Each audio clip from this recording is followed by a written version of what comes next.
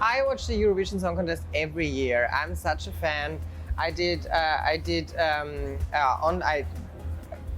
little TV show with one of my best friends. He's also singing with me tonight, Martin. We watched all the contestants and we gave our little opinion about all of them. And actually, I came up with something like Netflix, but for myself. It's called Wurst.com, and this is where we filmed the show.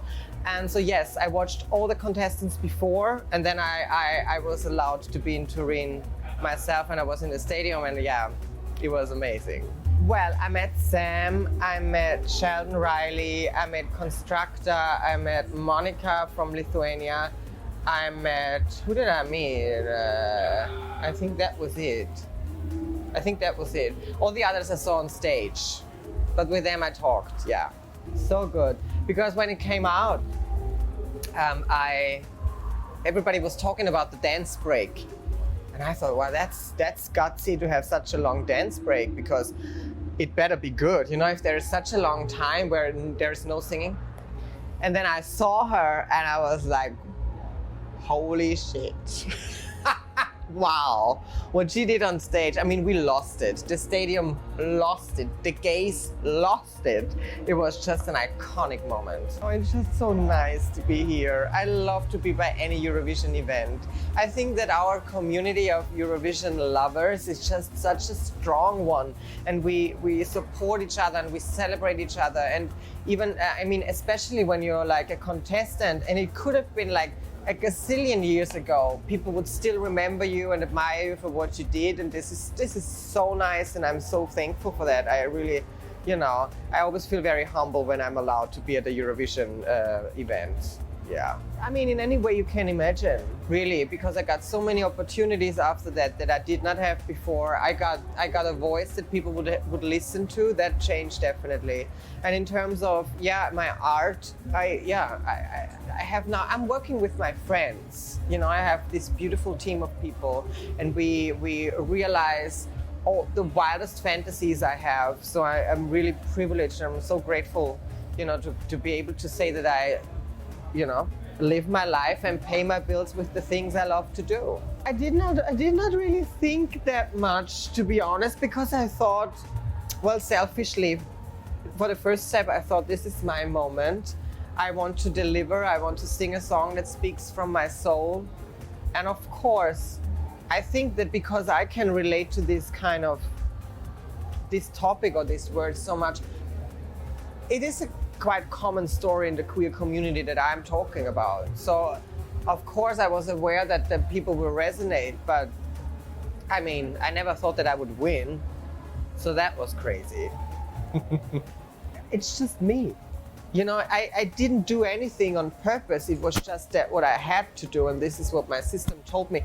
And what I really always want to point out is, even though we get inspired by people or things that are happening in the world, it is always on ourselves to make the decision to change something. You know what I mean? We all have the strength within us. Sometimes we just need somebody to remind us. So I always would say to people when they say those lovely things, I want to remind them, it is not me. You did that. You did that.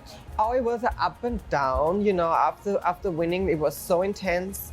And I thought I have to be this perfect first lady image, always polite, always on point. And I mean, I consider myself to be a polite person, but you know, I have my moments. I can be a real bitch, and we all can. We all are not just nice and whatever, we all have flaws. And this is truly something that I wanted to embrace, and therefore I thought I have to, you know, get rid of all this, what I came up with and what now everybody sees. And nowadays, I'm way more relaxed. You know, I really found myself even more over the years, and I think that everybody feels kind of the same when we think about our own lives. We evolve and we don't see things that we have seen back in the days the same as we see them now. And so it's exactly the same with me. And I love to be Conchita when I'm in the mood, and when I'm not, you know, then I'm not. So the biggest change music-wise is definitely that I'm writing my own songs now. So Martin, who is here with me, he's a music teacher to be. He is now university, and he's, you know, will be a music teacher. And during the pandemic, he said to me, you know what, you have to start to write your own music.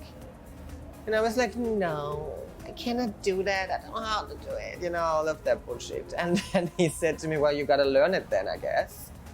And I was like, oh, okay. So, and I did. And now it's one of the most amazing things that I now creatively do. You know, I really learned what does it do to you when you write a song? What does it do to you when you finish a song and it's gonna be okay? And I'm releasing now music every 6 weeks. All 6 weeks I release a new song and a new music video. And so this is what I'm doing currently. And I'm fortunate enough to work on TV a lot, which I love also. You know, I love to talk. I don't know if you can tell. And so this is what's going on. Very interesting. It is a whole different thing, because back then I was, you know, I did the interpretation of somebody's songs, and it was a little bit detached. But now it truly is like, okay, you know. But it's fun, and I don't take it too seriously, and I really find myself nowadays just enjoying the process so much that I honestly, you know, if I think it's nice, and if the people that I make the music with think that it's nice, then I'm fine. You know, we all got an opinion, and it's great that everybody got an opinion. I already got mine, so, you know. Everybody was very supportive, and you know, I shied away for a moment to talk about it because I thought it was so personal, and I wanted to take my time. And now I really feel like that I can be an example of, you can be HIV positive, but you can be healthy, you can be fit. I have a lot of fun, you know, and I'm, you know, as healthy as probably anybody else, and I have medication, which is a huge privilege to have in Europe, and so I'm just grateful to be able to, you know, live a normal life. Yeah.